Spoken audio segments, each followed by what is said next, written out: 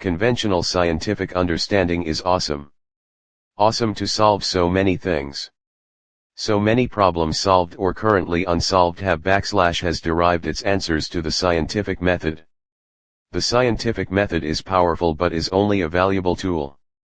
There is no tool that works in all situations at all times. Scientists, at least the vast majority, think the scientific method is an ultimate Swiss Army knife. A panacea for all unsolved woes. We can't blame ourselves for this narrow worldview. It has been the best humanity has to offer so far. It is not a true multifunction tool. Science can dissect and analyze the physical world in fantastic detail. The really big to the super small is no problem for our cutting-edge devices. Science makes one gigantic logic error or at least a grave omission. When you think about it, the scientific method makes no distinction or awareness between the phenomena and the source of it. They are two different and distinct constructs. When we reflect upon how the phenomenal character of experience is, and try to turn inwards to describe the nature of the experience itself, the best way to do this is to describe the objects of experience and how they seem to us. It seems a simple matter to move to the further claim that the way these objects actually are is part of what determines the phenomenal character of an experience. You can never know or understand a phenomenon, you can just know how it expresses itself. What a phenomenon actually is not inferable in any form, all you can ever know is how it expresses itself. That is a very important distinction and something that needs to be understood. Think about this for a minute. Dark matter. Effect, mysterious gravitational force. Not directly observable. Cause, unknown. Dark energy. Effect, universal expansion is increasing in speed. Cause, unknown. Ghosts. Effect, apparition, visual and auditory. Cause, unknown. Light. Effect, you can see things. The polar antonym of dark.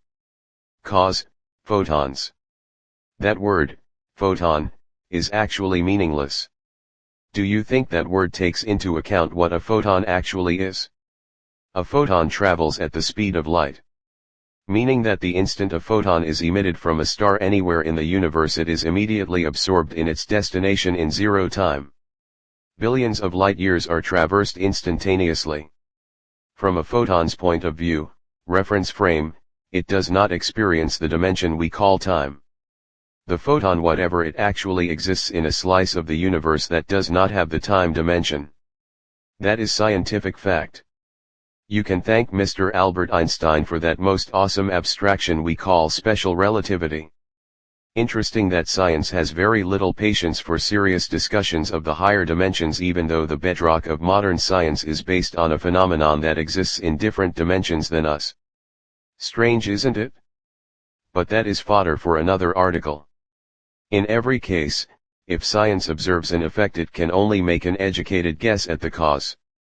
This absolute uncertainty is a distance that can never be crossed by the scientific method or any of our physical constructions, past, present, or future, can ever do. If anything is ever agreed to be an accurate cause explanation, it is judged by consensus to be true, not by actually knowing the true answer. That is its ultimate power and its greatest weakness all rolled into one. This works to create all the amazing technology you are utilizing at this very moment. It cannot and never will be able to assess or have anything valid to add to issues of consciousness. Most, if not all, of the evolved life forms in the universe fits this assertion. Science strives to know the structure and physical substance of this 4D reality. But that is all that it ever can. It will never acknowledge the dimensions and aspects its machines cannot quantify or perceive. Perception is what it is all about. We perceive the universe to the best of our abilities.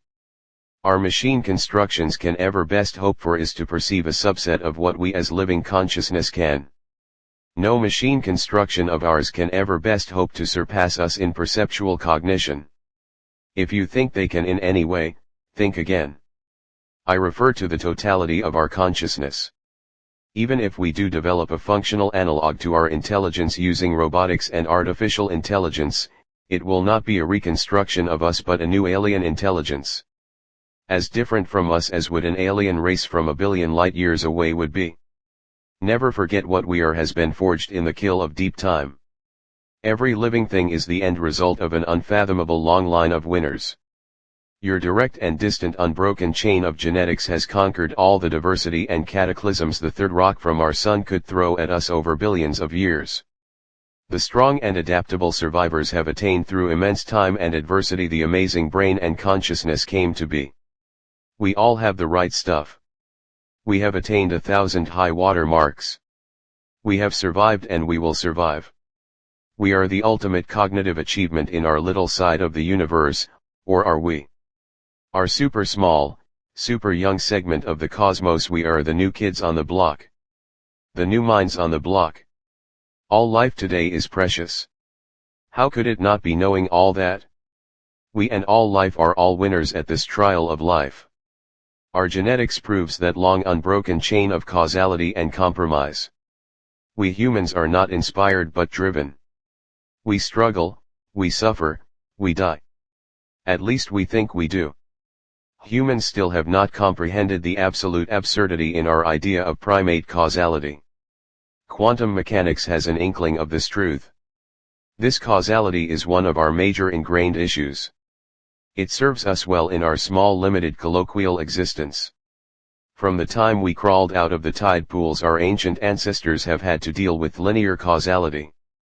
This understanding of causality makes us strong in a 4D sense.